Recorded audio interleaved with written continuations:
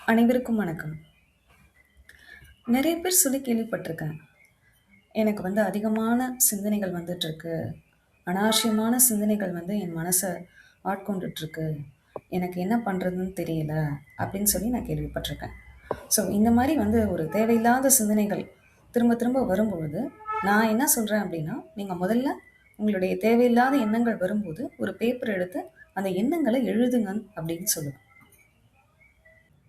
எப்ப நீங்க வந்து எழுத தொடங்கிட்டீங்களோ, அப்பவே உங்களுடைய எண்ணங்கள நீங்க கண்ட்ரோல் பண்ண தொடங்கிட்டீங்கன்னு அர்த்தம். கண்ட்ரோல்ன்னு நான் சொல்ல முடியாது.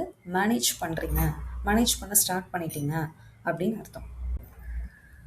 உங்களுக்கு எக்கச்சக்கமா எண்ணங்கள் தோணும்போது, அத நீங்க எழுதுறம்போது, உங்களுக்கு என்ன பிரச்சனை அப்படிங்கிறத உங்களால கண்டுபிடிக்க முடியும்.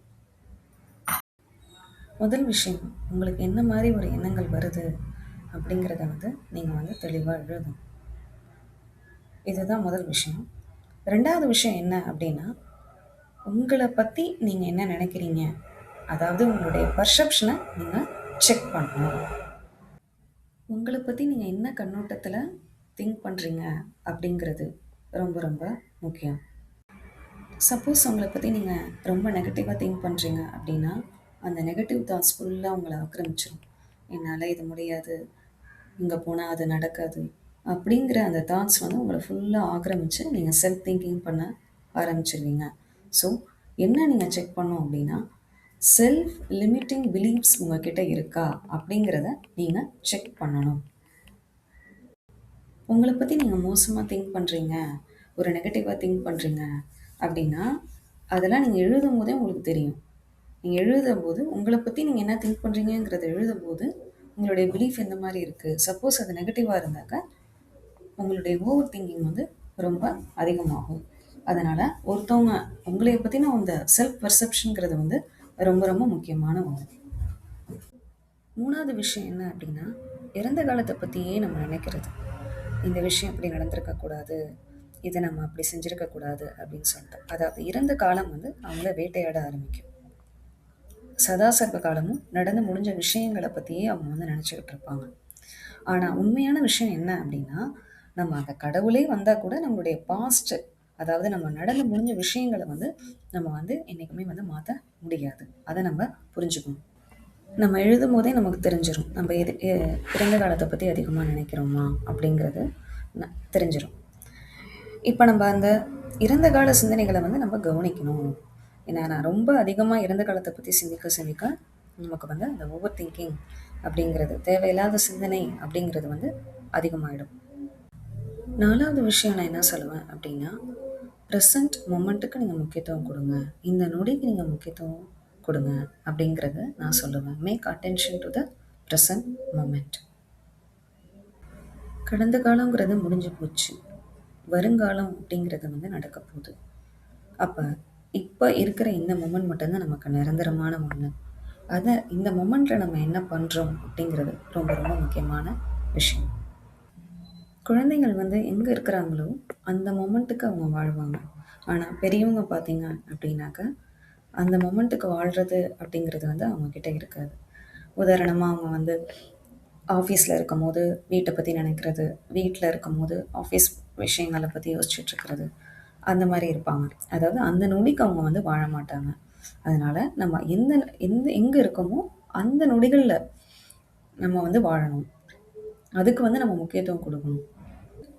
அந்தந்த நொடிகள்ல நம்ம வந்து வாழ கத்துக்கணும். அந்த மொமெண்ட்ட வந்து நம்ம வந்து செலிப்ரேட் பண்ணணும். அது வந்து ரொம்ப ரொம்ப முக்கியமான ஒரு விஷயம். 5வது ரொம்ப முக்கியமான ஒரு விஷயம் என்ன அப்டின்னா, எந்த விஷயம் வந்து நம்ம கண்ட்ரோல்ல இருக்கு, எந்த விஷயம் வந்து நம்ம கண்ட்ரோல்ல இல்லாம இருக்கு அப்படிங்கிறது நமக்கு தெரிஞ்சிருக்கணும். அதுதான் ரொம்ப ரொம்ப முக்கியமான விஷயம். இப்ப இதில பார்த்தீங்கன்னா, எந்த விஷயம் வந்து நம்ம கண்ட்ரோல்ல இல்லாம இருக்கோ, அத பத்தி தான் நம்ம அதிக நேரம் சிந்திச்சுட்ருப்போம். அதுதான் நமக்கு வந்து அதிக திங்கிங்க வந்து நம்ம உண்டு பண்ணும். அப்ப நமக்கு வந்து ஒரு கிளாரிட்டி வேணும். எந்த விஷயம் வந்து நம்ம கண்ட்ரோல்ல இருக்கு, எது வந்து நம்ம கண்ட்ரோல்ல இல்லாம இருக்கு அப்படிங்கிற கிளாரிட்டி வந்து நமக்கு கண்டிப்பா தேவை. கோவிடுங்கிறது நம்ம கண்ட்ரோல்ல இல்ல. அத நம்ம வந்து மாத்த முடியாது. அத தடுக்க முடியாது. அது அவுட் ஆஃப் தி கண்ட்ரோல். ஆனா, கோவிட் வரும்போது நம்ம எப்படி என்ன மாரியான வழிமுறைகள கையாளணும் அப்படிங்கிறது நம்ம கண்ட்ரோல்ல இருக்கு. அது மாதிரி சில விஷயங்கள் வந்து நம்ம கண்ட்ரோலில் இருக்கு. சில விஷயங்கள் வந்து நம்ம கண்ட்ரோல்ல கிடையாது. ஆனா, இந்த நெறைய பேர் வந்து என்ன அப்டின்னா, நம்ம கண்ட்ரோல்ல இல்லாத விஷயங்கள பத்தி தான் அதிகமா வந்து கவலைப்பட்டுட்டு இருப்பாங்க.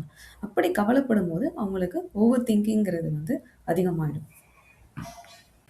கண்ட்ரோல்ல இருக்கக்கூடிய விஷயங்களுக்கும், நம்ம கண்ட்ரோல்ல இல்லாத விஷயங்களுக்கான அந்த டிஃபரன்ஸஸ வந்து நம்ம கண்டுபிடிக்கணும். அது ரொம்ப முக்கியமான விஷயம்.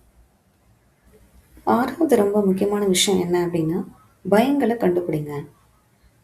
பயங்கள் நமக்கு என்னென்ன விஷயங்கள்லலாம் பயம் இருக்கு அப்படிங்கிறத நம்ம கண்டுபிடிக்கணும். ஏன்னா, பயங்கள் தான் நம்மளைய வேட்டையாடிக்கிட்டு இருக்கு. எல்லா பயங்களும் வந்து ஒரு உண்மையான பயங்கள் கிடையாது. நெறைய பயங்கள் வந்து ஒரு தேவையில்லாத பயங்கள். ஃபுல் ஆஃப் இமேஜினரி ஃபியர்ஸ் தான் வந்து பீப்பிள் கிட்ட வந்து அதிகமா இருக்கு. உங்க பயம் என்ன? அந்த பயம் வந்து சரியான பயமா?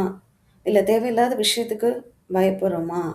அப்படிங்கிறத நம்ம சிந்தனை பண்ணி பார்க்கணும். அது ரொம்ப ரொம்ப முக்கியமான விஷயம். இந்த மாதிரி ஃபியர நம்ம ஐடென்டிஃபை பண்றது மூலியமா, நம்மனால என்ன பண்ண முடியும் அப்படின்னா, அந்த ஃபியர வந்து மேனேஜ் பண்ண முடியும். பிரச்சனைகளை பத்தி நம்ம திங்க் பண்ணாம, பிரச்சனைகளே நினைச்சிட்டு இருக்காம, பிரச்சனைகளுக்கான தீர்வுகள கண்டுபிடிக்கிறதுல நம்மளோட எனர்ஜிய வந்து நம்ம செலவிடணும். எல்லா பூட்டுகளுக்கும் எப்படி சாவி இருக்கோ, அந்த மாதிரி எல்லா பிரச்சனைகளுக்கும் அதற்கான தீர்வுகளும் கண்டிப்பா இருக்கும். அதுதான் 7வது விஷயம். அடுத்த முக்கியமான விஷயம் என்ன அப்படின்னா, நம்மளுடைய ஸ்ட்ரெஸ்ஸை வந்து நம்ம மேனேஜ் பண்ண கற்றுக்கணும். ஏன்னா, அதிகமான ஸ்ட்ரெஸ்ஸு தான் நமக்கு அதிகமான ஓவர் திங்கிங்கை கொண்டு வருது. ஸ்ட்ரெஸ்ஸை எப்படி மேனேஜ் பண்ணுறது அப்படின்னா, நம்மளுடைய விருப்பமான இடங்களுக்கு போகிறது, விருப்பமான செயல்களை செய்கிறது, யோகா, மெடிடேஷன் இந்த மாதிரியான ஆக்டிவிட்டீஸ் ஈடுபடுறது. இதன் மூலியமா நம்ம வந்து என்ன பண்ணலாம், நம்ம ஸ்ட்ரெஸ் லெவலை வந்து பெரும்பான்மையாக நம்ம குறைக்கலாம். சிந்தனை செய்வது அப்படிங்கிறது ஒரு நல்ல விஷயம் தான். ஆனா, அளவுக்கு அதிகமா சிந்திக்கிறது, தேவையில்லாத விஷயங்கள சிந்திக்கிறதுங்கிறது, நம்மளுடைய செயல்களோட எஃபிஷியன்சிய குறைச்சிரும். நம்ம உடல்நிலையில பாதிப்புகள உண்டு பண்ணும்.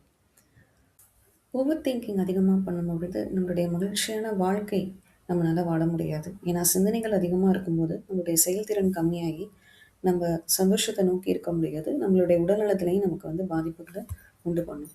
அதனால, இந்த முறைகளை நம்ம கையாண்டு, முக்கியமா நம்ம எழுதி வைக்கும்பொழுது, எழுதி வைத்து அதற்கான தீர்வுகள நம்ம கண்டுபிடிக்கும்போது, நம்ம பெரும்பான்மையா இதனுடைய அந்த அதிகமா யோசிக்கிறது, திங்க் பண்றது அப்படிங்கிறத வந்து நம்ம குறைச்சுக்கலாம். அதிக சிந்தனைகள் இல்லாம, நல்ல சிந்தனைகள நம்ம கொண்டு, சந்தோஷமாவும், ஆரோக்கியமாவும் எல்லாரும் வாழணும் அப்படின்னு சொல்லிட்டு இந்த காணொளிய முடிச்சுக்கிறேன். மற்றும் ஒரு காணொளியில நல்ல ஒரு வித்தியாசமான பயனுள்ள தகவலோட உங்கள சந்திக்கிறேன். நன்றி, வணக்கம்.